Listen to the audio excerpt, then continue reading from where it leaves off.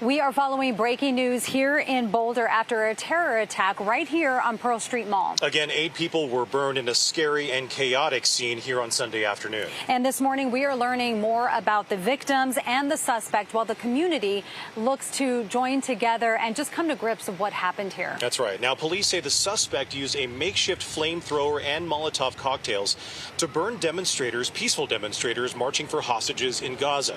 Those marchers were part of the group Run for Their Lives. They walk the Pearl Street Mall every Sunday. The suspect is in custody. He's been identified as 45-year-old Mohammed Solomon. Reportedly, he yelled "Free Palestine" before this attack. And joining us right now is Susan Rona, the regional director of the Mountain States Anti-Defamation League.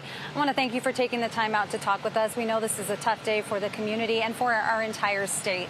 Governor Polis did come out and he did say this is a clear anti-Semitic attack, and you say it's very important to remember that. Yes, and thanks so much for having me. It is really, really critical that we all stop excusing anti-Semitic rhetoric. It results in unbelievable violence, and my heart is with the victims of this horrible, horrible incident and with our whole community. This was an attack on the Jewish community here in Boulder, and we all need to be really clear about that. Susan, this comes about a month after an Israeli couple was killed in Washington, D.C. Can you give us a perspective of just how the Jewish community as a whole is feeling right now and trying to move forward from an attack like this? Yeah, it's actually 2 weeks, just 10 days ago, and it's we are strong. We're a strong people, but we're hurting.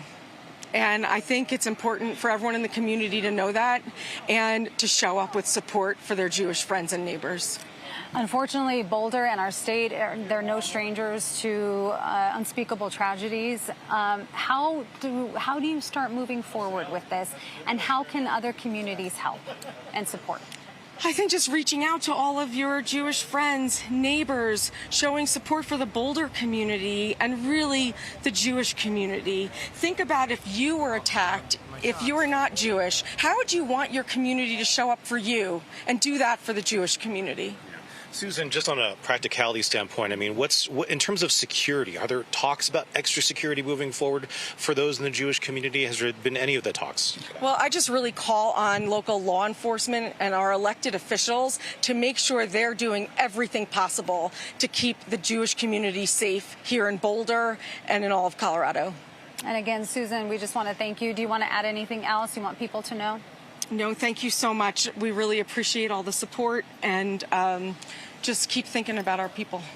Susan, thank you so much. We appreciate it. We'll, of course, continue to follow this terror attack all morning here on CBS Colorado. And, of course, you can find our nonstop coverage on CBS Colorado website and CBSColorado.com.